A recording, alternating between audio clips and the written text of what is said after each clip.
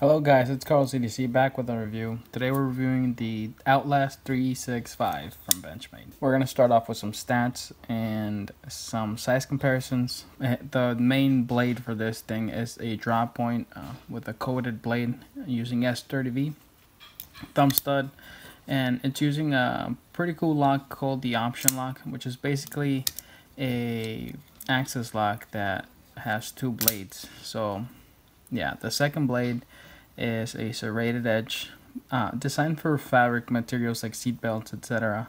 I've used it for a few branches and stuff. You can see that I've been using it. I cleaned the knife patty, I really did. It has a pry wire tip, which I also used. It works extremely well for fabrics. I tested it out a little bit. It came razor sharp. I could actually shave myself with it, which is pretty funny. The hole opening is really nice for middle finger flicking. You can really get your middle finger, your index finger in there really nicely. It's very designed for that, but you can still do it with your left hand, with your thumb if you wanted to, if you were left-handed. Pry wire worked well. It's kind of thin, which is good because you can really get in places and pry with it. And it's on 3V, which is a high-end, very tough steel. And honestly, this thing's still sharp. I don't use it often. I cut a few branches, and I cut a few fabric materials, a couple gloves, just things like that, and it's still razor sharp. The clip is good to go. It slides in my pants pretty nicely, and I usually complain about protruding screws like this, but I'm not gonna on this one because my pants or jeans never got stuck there. They just flew right in where they needed to go, and you can't see much of the knife when you do that. There's pretty much the knife disappearing, and it is black, and most of my pants are pretty dark color, so it just disappears. And the butterfly is pretty subtle. It's not like huge branding with the contrasting color. It's just a little bit of a Benchmade butterfly. So that's the positives. Blade 1 is good to go. Axis lock is good to go. The second blade is good to go. This thing, I did test it. It came sharp, and it's not on the way, so it's good to go. That thing's good to go. Clip is good to go. Everything on this knife is good to go for what I used it for. It's very easy to recommend, honestly. It is blacked out, which is a positive if you're out working in the sun. When you pull this out, it doesn't blind you right away like this does. When I'm working outside, sometimes I blind myself working with this knife. It is ergonomic, even though it has two blades. Your index finger kind of wraps around that second blade, and it lands right here. So it doesn't have too many hot spots. The clip's a little bit of a hot spot. The second blade's a little bit of a hot spot, but it's not that bad. I mean, obviously, the PM2 is better. I classify the PM2 as like an 8.5 in ergonomics, and this one like a 7. Which is still good to go. I still worked full days with it for 2 weeks, and I never complained or anything. It works really good with gloves too. Also, by the way, I'm reviewing this as an everyday carry / your work knife. I'm not a tactical ninja saving people, and I don't have experience doing that. Also, I paid full price for this thing, out of pocket. Nobody sent this to me. Now, in the negatives, first negative. It's not really a negative, but it's not that thin behind the edge because the grind's not that tall. It just goes up to there. But all the cardboard you want to cut, you can do it with this thing. All the packages, you can do it with this thing. I even did a little bit of food prep, and it was good to go. Now, S30V, I was cutting some sandbags, and a lot of the S30V has like micro chips on it now. And I know that wouldn't have happened with an S35 VN steel.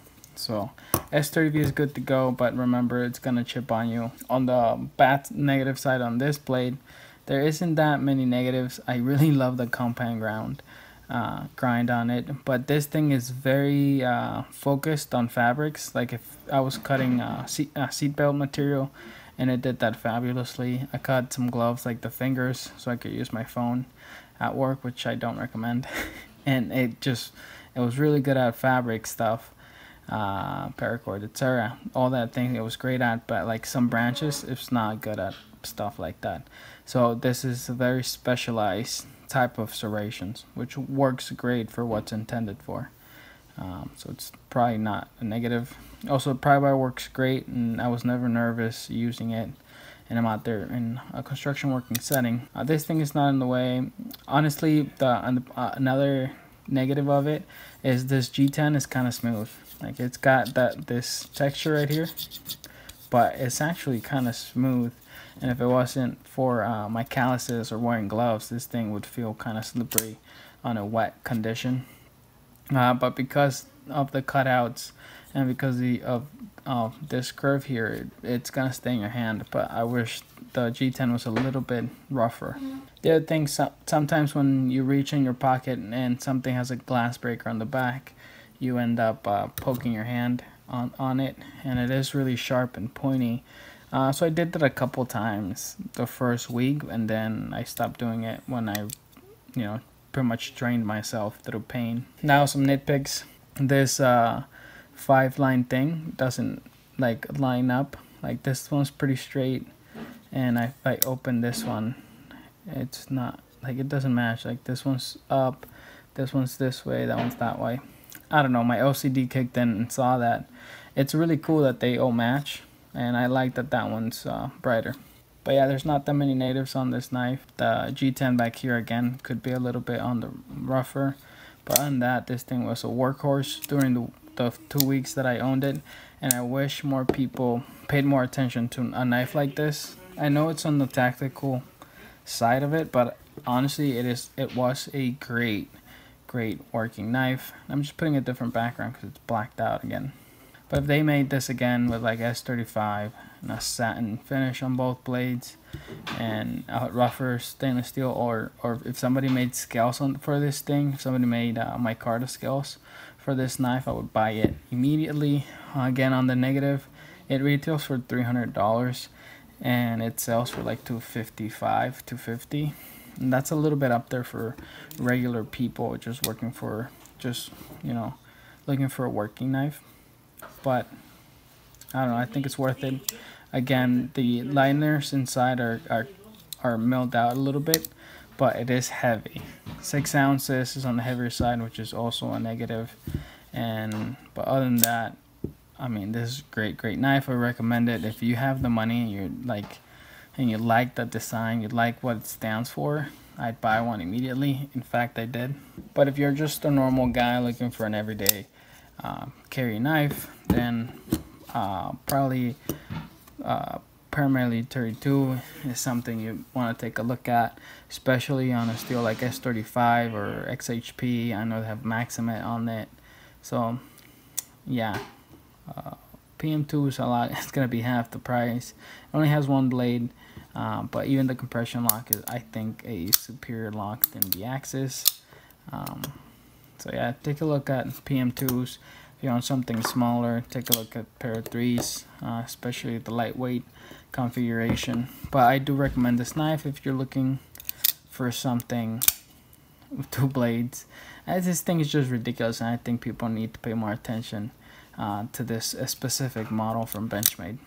Which I know it's hard to pay attention to a expensive yet working knife. And yeah, most people are not going to carry a 6 ounce knife with them. But I recommend it. I like it a lot. It's been my EDC and it's been hard to put down. Even on my hikes, I took it a couple hikes, even though it's 6 ounces, where I could be carrying half of that weight. But yeah, hey guys, I have my stickers here now, so that changed on the table. I know I'm getting a couple more stickers here pretty soon, and if you want to send a sticker to the channel, let me know. I'll give you an address. Please like, subscribe, comment on this video. Let me know your thoughts on a Benchmade Outlast. I think it's a freaking underrated beast. I think it's super underrated, and I do think it's a beast. I worked the crap out of this knife, and it was a pleasure carrying it. It's definitely a keeper, and it's definitely gonna get a long-term review. But let me know your thoughts. Also, subscribe right here this video YouTube recommends, and this is usually a playlist.